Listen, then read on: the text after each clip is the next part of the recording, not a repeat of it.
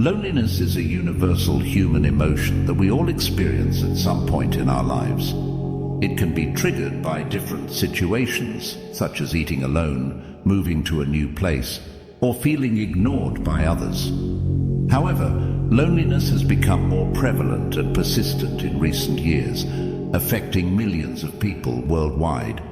It's ironic how we live in the most connected era ever, yet many of us feel isolated and disconnected. Loneliness is not the same as being alone. Some people enjoy solitude and find it peaceful, while others feel unhappy even in a crowd. Loneliness is subjective and personal, and it does not depend on social skills.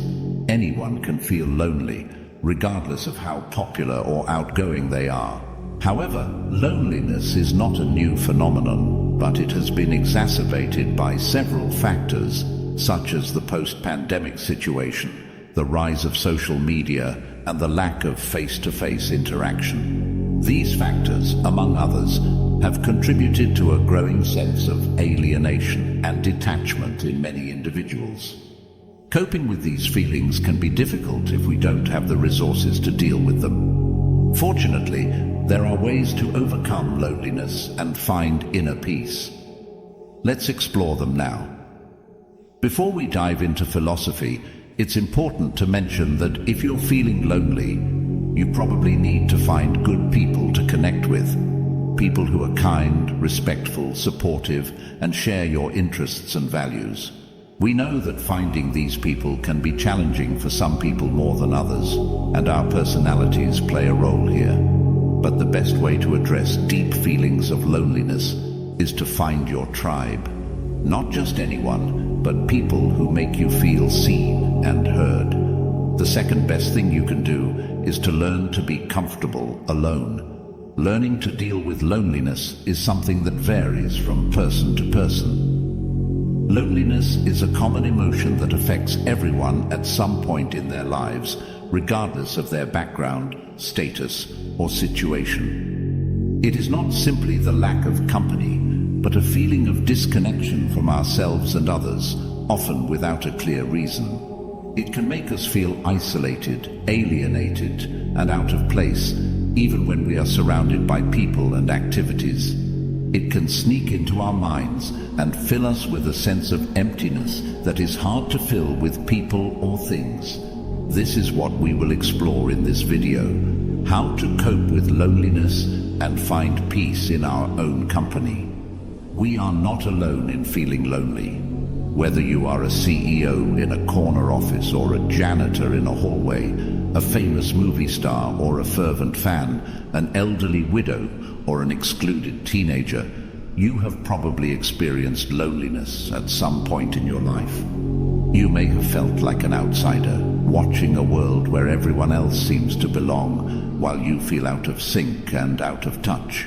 You may have felt the pain of loneliness in the gaps of conversations and the spaces between laughter.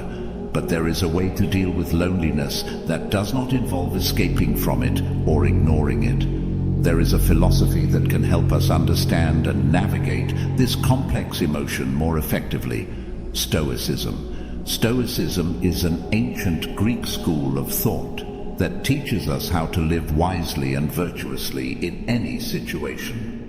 Stoicism does not offer a magic cure for loneliness, but it provides tools to help us face it, diminish it, or even use it as an opportunity for self-improvement. In this video, we will delve into the Stoic approach to loneliness, drawing from the wisdom of ancient Stoic philosophers like Marcus Aurelius, Epictetus, and Seneca. We will learn how to apply their teachings in our own day-to-day experiences and fortify our minds against the negative impact of loneliness. And don't forget to subscribe to the channel and like the video to receive more content like this. Let's begin our journey into Stoicism and loneliness. The human experience is a shared one, despite the fact that loneliness can make us feel isolated. It's paradoxical that loneliness can unite us, but we all know what it feels like to be lonely. This shared understanding can form a thread of empathy that connects people. With this in mind, what can we do about it? The Stoics believed that wisdom was one of the fundamental virtues for leading a good life. Wisdom is an attribute that we can cultivate, and it has two parts. The first part of wisdom is the ability to see the world around us clearly. We need to set aside our biases, judgments, and preconceptions and look at the world as it is, not as we wish it to be. The essence of wisdom, according to Socrates, is to have a clear vision of the truth.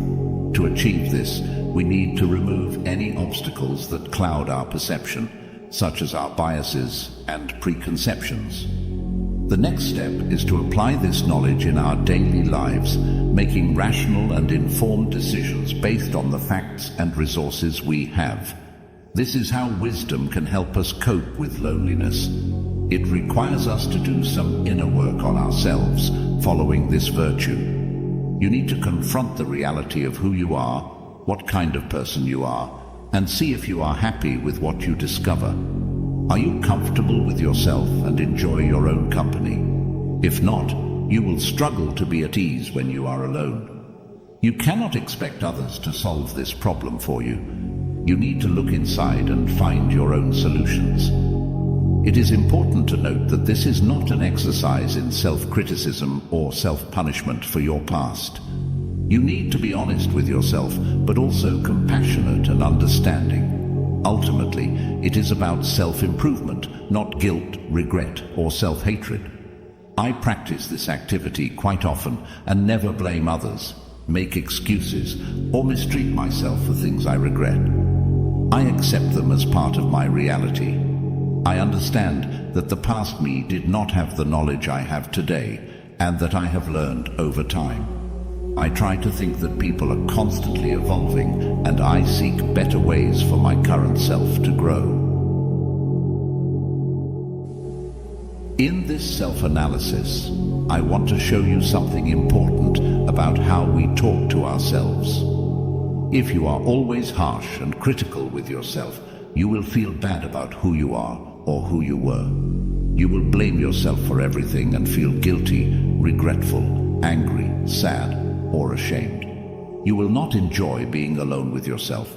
You will not be a good friend to yourself. Who would you rather spend time with? Someone who insults, accuses, yells, and hates you, or someone who supports, inspires, guides, and forgives you? You need to be that second person for yourself. The Stoics teach us how to live well by focusing on what we can control and accepting what we can't.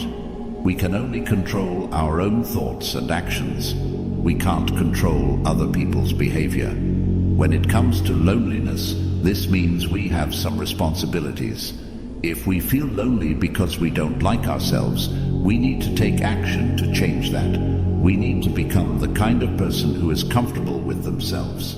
If we feel lonely because we have trouble making friends, we need to become the kind of person who others want to be around. This doesn't mean faking or pretending to be someone else. It means being a positive and helpful member of a group, being a good friend and a good partner.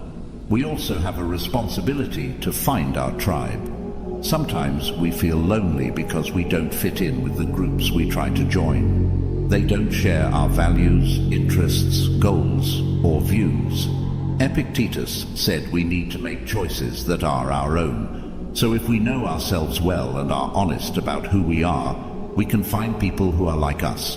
We can be compassionate with ourselves and work on the things we want to improve. This way, we can be happier in our own company. And we can also be better friends for others and form deeper connections. Loneliness can be a chance for personal growth, and so can silence, if we use it wisely.